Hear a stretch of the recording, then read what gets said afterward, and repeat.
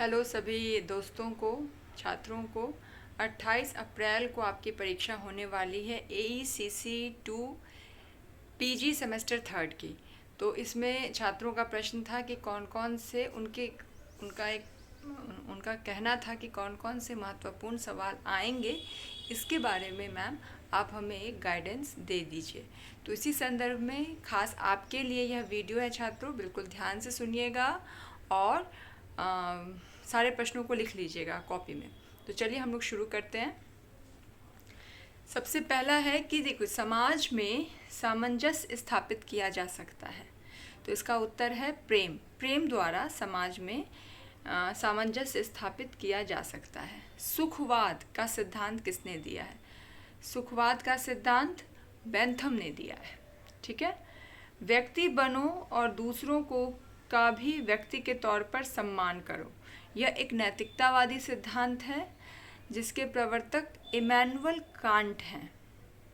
ठीक है। नैतिक कथन कौन सा है? आपके ऑब्जेक्टिव जो भी सवाल पूछे गए हैं आपसे परीक्षा में, उन सवालों को मैं उत्तर के साथ साथ आप लोग को समझा रही हूँ, तो बिल्कुल ध्यान दीजिएगा। नैतिक कथन कौन सा है? तो देखो, यह एक अच्छा आचरण है, यह एक अच्छा आचरण है, नैतिक कथन है। जीवन जीने का अधिकार नैतिक मूल्य और संवैधानिक अधिकार दोनों है। ठीक है। हमारे भारतीय संविधान के अनुच्छेद 21 में यह बात कही गई है कि जीवन जीने का अधिकार एक नैतिक संवैधानिक अधिकार तो है ही, इसके साथ ही साथ यह एक नैतिक मूल्य भी है। अगला प्रश्न है कि कर्म करने में ही अधिकार है, फल में नहीं। यह श्रीमद् भागवत गीता का कथन है और यह जो कथन है छात्रों, यह भगवान श्री कृष्ण कहते हैं कि कर्म करो, फल की चिंता मत करो। सुखवादी सिद्धांत, जिसे हम हेडोनिज्म कहते हैं, सुखवादी सिद्धांत अंग्रेजी में हेडोनिज्म कहते हैं, इसके प्रवर्तक थे बेंथम। ठीक है। पाश्चात्य जगत में बेंथम का नाम आता है और अगर भारतीय संस्कृति की बात करें तो इसमें चारवाक का नाम आता है। यौन शोषण लैंगिक भेदभाव का एक प्रकार है, यह बिल्कुल सत्य कथन है। सुखवादी दर्शन, जैसा कि मैंने आपको बताया है, देखो सुखवादी दर्शन हमेशा ना इस बात को प्रतिपादित करता है कि व्यक्ति का जीवन जो है वह सुख प्राप्त करने के लिए है। ठीक है। व्यक्ति के जीवन की सार्थकता सुख प्राप्त करने में है। चारवाक का सिद्धांत हमारे भारतीय दर्शन में कहा जाता है। चारवाक ने क्या कहा था? कहा था कि आप कर्ज लीजिए लेकिन सुख से रहिए। ठीक है। कर्ज लेकर घी पीजिए, सुख से रहिए। और पाश्चात्य आपके परीक्षा प्रश्न, आपके प्रश्न पिछले साल के प्रश्नों में जो विकल्प है उसमें बेंथम का विकल्प है, तो आप बेंथम के ही विकल्प पे टिक कर कीजिएगा। बेंथम ही पूछता है ज़्यादातर, उत्तर बेंथम ही होगा।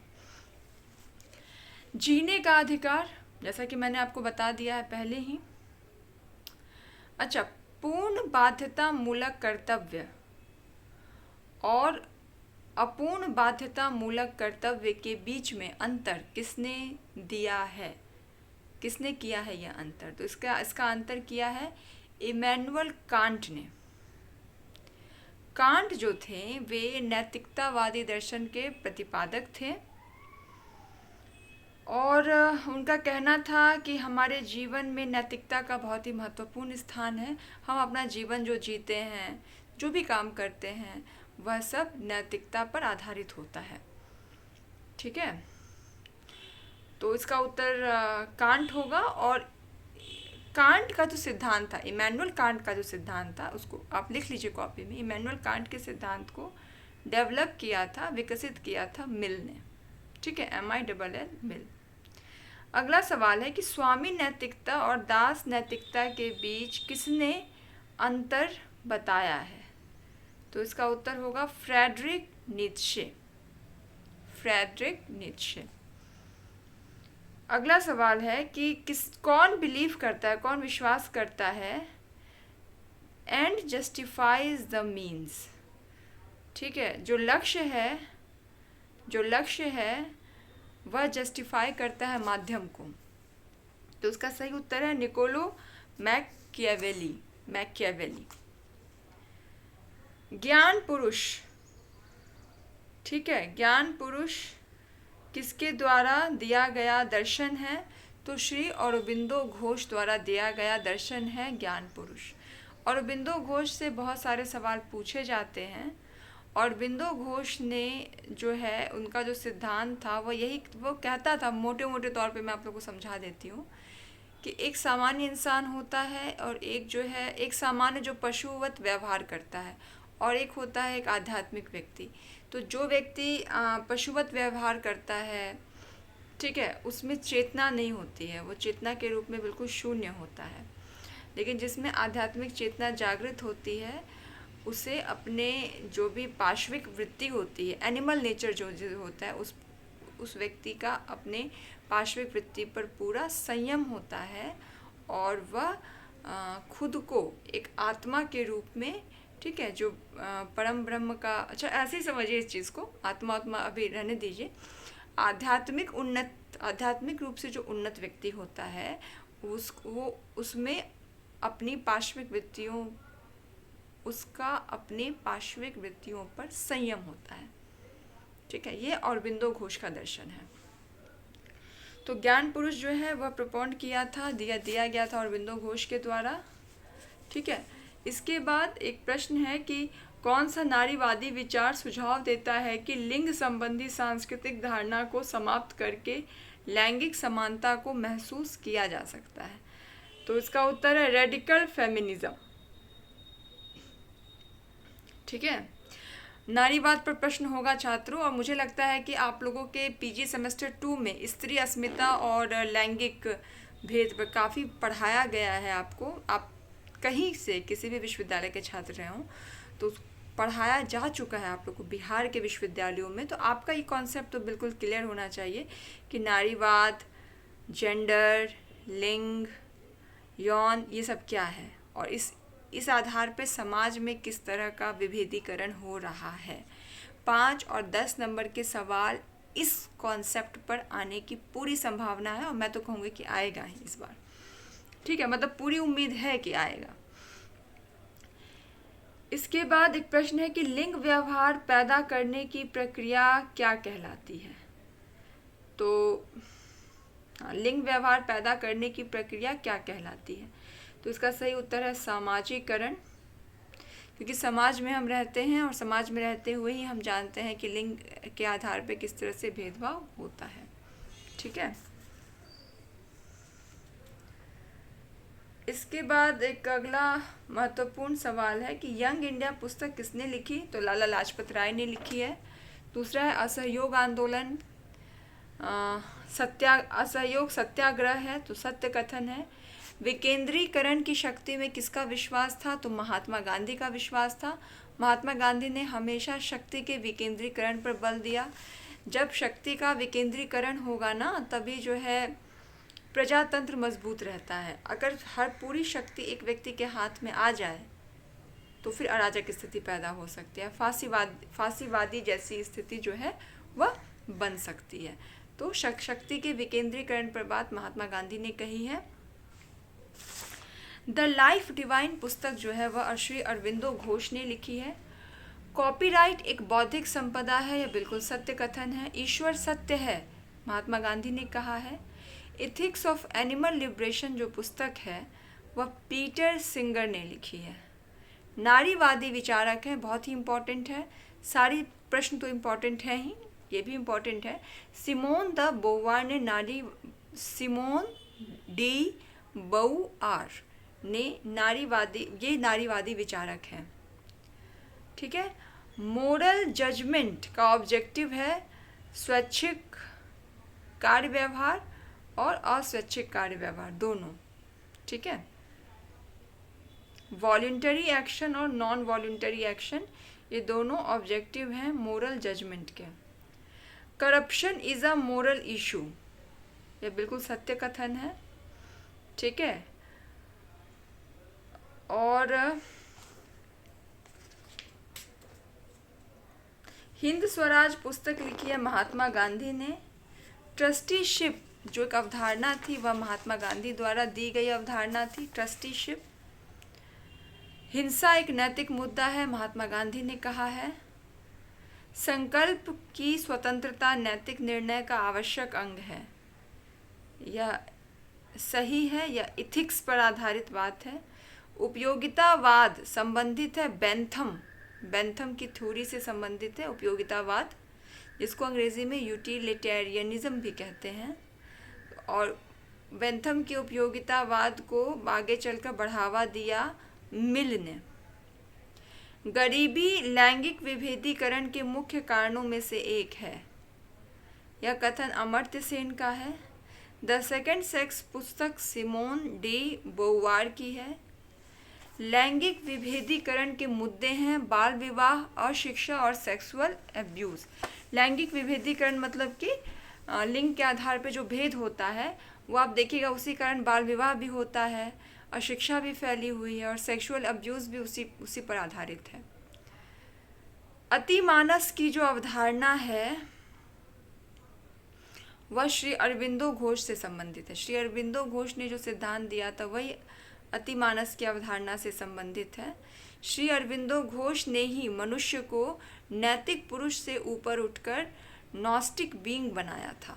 बहुत ही इम्पोर्टेंट सब बात है ये, नॉस्टिक बीइंग बनाया था। इसके बाद जेंडर समाजीकरण की महत्वपूर्ण संस्थाएं हैं परिवार, मास मीडिया, विद्यालय सभी। मतलब परिवार, मास मीडिया और विद्यालय, इन सभी जगहों पर जेंडर समाजीकरण की प्रक्रिया होती है। ठीक है।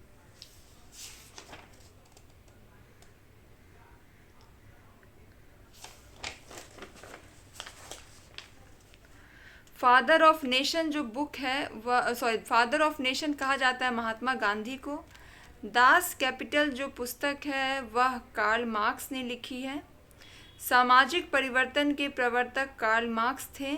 उत्तर आधुनिकतावाद का संबंध देरिदा से है।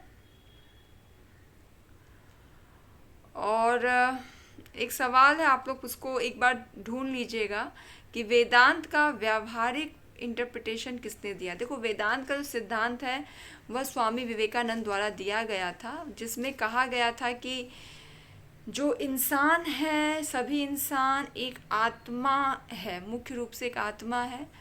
और स्वामी विवेकानंद का ही कहना था कि जब हम किसी व्यक्ति की मदद करते हैं तो इसमें उस व्यक्ति की मदद नहीं बल्कि कहीं ना कहीं हम अपनी खुद की मदद करते हैं। ठीक है, क्योंकि जो आत्मा हमारे अंदर है वही उस आत्मा के अंदर है। ये सारी बातें वेदांत में आती हैं, जो स्वामी विवेकानंद द्वारा प्रतिपादित एक सिद्धांत रहा। और स्वामी विवेकानंद का जो वेदांत है वो व्यक्ति को नैतिक रूप से आचरण करने पर बल देता है। और उन्होंने स्पष्ट कहा था कि यह जो नैतिक आचरण होता है इंसान का, वह महज किसी दबाव के कारण नहीं होना चाहिए कि अगर हम नैतिक आचरण नहीं कर रहे हैं तो हमें दंड मिलेगा, तो दंड का भय नहीं होना चाहिए, बल्कि हमारे अंदर अगर हमारे अंदर नैतिकता बिना भय के उत्पन्न हो गई है, प्रकट हो गई है, तो इसका अर्थ है कि हमने अपने आप को हमारी आध्यात्मिक उन्नति हो चुकी है और हमने अपने आप को हमने जान लिया है कि हम आत्मा के रूप हैं। ये सारे वेदांत जो कि स्वामी विवेकानंद द्वारा दिया गया एक सिद्धांत था, उसका है। अब आपका एक सवाल आपकी परीक्षा में पूछा गया है कि वेदांत किस तरह से जो आपका कॉरपोरेट कल्चर है उसमें किस तरह से यह उसका पूरक है। मुझे लगता है कि यही सवाल आपका पूछा गया था। व्यावसायिकता से किस तरह से इसका संबंध हम जोड़ सकते हैं, तो इस तरह से इसका हम संबंध जोड़ सकते हैं छात्रों। हाँ, वेदांती नैतिकता स्वामी विवेकानंद जो वेदांती नैतिकता है वह व्यावसायिक नैतिकता से किस तरह से संबंधित है। तो देखो, व्यावसायिक नैतिकता का अर्थ होता है, बहुत इंपॉर्टेंट सवाल है, आपके परीक्षा प्रश्न आपके पिछले साल के प्रश्नों में भी पूछा गया है। व्यावसायिक नैतिकता जो होती है वह अपने व्यवसाय के क्षेत्र में एक नैतिक आचरण के साथ कार्य करने पर बल देती है। स्वामी विवेकानंद का जो वेदांत दर्शन है वह स्पष्ट रूप से कहता है कि हमें खुद पर विश्वास और भरोसा होना चाहिए, हमें ईमानदार होना चाहिए। दूसरी चीज़ कि मनुष्य की सेवा ही व्यक्ति का सबसे बड़ा पहला धर्म है। पूजा पाठ धार्मिक कर्मकांड से पहले मानव की सेवा पर ध्यान दीजिए। तो अगर हम व्यावसायिक नैतिकता पर इन सभी बातों को उतारते हैं तो जो व्यवसायी इन सभी बातों पर खड़ा उतरता है, अच्छा काम करता है, मतलब ऐसा व्यवसाय करता है जिससे उसके कस्टमर्स का हित हो, है ना, आप देखेंगे कि वो व्यवसाय ज़्यादा हिट करता है, ज़्यादा लोगों को पसंद आता है। हल्दीराम भुजिया वाला हो या फिर अभी आप देखिए श्री लेदर्स हो, ये सारे जितने भी ब्रांड हैं, मतलब जितने भी व्यवसाय हैं, इन्होंने छोटे स्तर पर अपने कस्टमर को हित में रख के ही अपना काम शुरू किया था और उसमें मिलने वाला सामान भी बहुत महंगा नहीं होता है, उसकी क्वालिटी अच्छी होती है। तो जब हम सेवा भाव रखते हैं, खुद पर आत्मविश्वास और भरोसा रखते हैं, नैतिक आचरण करते हैं, तब हमारे व्यवसाय की उन्नति होती है। और ये सारे जो गुण हैं, ये सारे जो सिद्धांत और मूल्य हैं, ये सभी वेदांत से संबंधित है। तो महात्मा गांधी के वेदांत दर्शन से या इस तरह से संबंधित है। ठीक है, अब आपका जो है जो महत्वपूर्ण सवाल जो आने की उम्मीद है 5 नंबर और 10 नंबर में कुछ टॉपिक्स हैं, उसको ज़रूर पढ़ लीजिएगा। इसमें जेंडर है, लिंग विभेदीकरण, जेंडर के आधार पे लिंग भेदभाव, है ना, वो किस तरह से प्रभावित करता है, इसको पढ़ लीजिएगा। और तमाम तरह से आजकल न्यूज़पेपर में, टीवी में आप लोग को हर जगह दिखता होगा लिंग विभेदीकरण क्या है, लिंग के आधार पे किस तरह की असमानताएं प्रकट हो रही है। ठीक है, और इसके साथ ही साथ चूँकि अब समय भी आप लोग का हो गया है, मैंने आपको ऑब्जेक्टिव्स की दृष्टि से बहुत महत्वपूर्ण चीज़ें बता दी हैं। इन सब में से सवाल रहेंगे ही रहेंगे। अब 5 और 10 नंबर के सवालों में देखो, सद्गुण है, सहानुभूति, मुझे लगता है सद्गुण सहानुभूति पर आप बिल्कुल अच्छे से लिख सकते हैं। लिंग आधारित श्रम विभाजन आप बता सकते हैं। लिंग आधारित श्रम विभाजन यही है कि घर का सारा काम महिलाएं देखेंगी और बाहर का काम पुरुष करेंगे, है ना। महिलाएं बहुत ही टफ काम नहीं कर सकती हैं, पुरुष कर सकते हैं। तो ये लिंग आधारित श्रम विभाजन है। इसके साथ ही साथ कॉर्पोरेट नैतिकता में वही बातें आती हैं कि आपको ईमानदार होना चाहिए, खुद पे आपका भरोसा होना चाहिए, और आपका कोई भी काम जो है वह कंज्यूमर सेंट्रिक होना चाहिए, जिसकी आप सेवा दे रहे हैं, जो कंपनी आपकी सेवा दे रही है। इसके साथ ही साथ एक है people friendly and eco friendly उत्पादन से आप क्या समझते हैं। तो मुझे लगता है कि नाम से ही स्पष्ट है, पीपल फ्रेंडली मतलब कि ऐसा प्रोडक्ट बनाना जो लोगों का पसंद हो, लोगों की पहली पसंद हो। ऐसा नहीं बनाना कि भाई लोग उसको इस्तेमाल करें और उनका क्या हो, उनकी त्वचा खराब हो जाए, क्रीम लगाएं और क्रीम से उनकी त्वचा खराब हो जाए, इस तरह का नहीं हो। तो इसका अर्थ है पीपल फ्रेंडली या फिर इको फ्रेंडली उत्पादन। इको फ्रेंडली उत्पादन का अर्थ है कि ऐसे प्रोडक्ट बनाना जिससे इको मतलब कि पर्यावरण का हित हो, और पीपल फ्रेंडली प्रोडक्ट का अर्थ है, उत्पादन का अर्थ है कि ऐसा प्रोडक्ट बनाना जिससे आम इंसान का हित हो। ठीक है, तो यही है। तो मुझे लगता है छात्रों 18-19 मिनट का वीडियो होने चला, लेकिन मैंने इस वीडियो में आपसे जितना भी कुछ डिस्कस किया है वो सभी इम्पॉर्टेंट है, और ये सारे पॉइंट जो है हर विषय के छात्र, PG 3rd semester, Hindi, economics, history, geography, सबके लिए ज़रूरी है। आप इसको लिख लीजिए, कॉपी में लिख लीजिए, और फिर भी कहीं डाउट हो, कुछ पूछना हो तो आप कमेंट करके पूछ सकते हैं। तब तक के लिए अपना ख्याल रखिए, और कल के एग्ज़ाम के लिए ऑल द वेरी बेस्ट। सारे सवाल अच्छे से करके आइएगा और मुझे अपना फीडबैक ज़रूर दीजिएगा।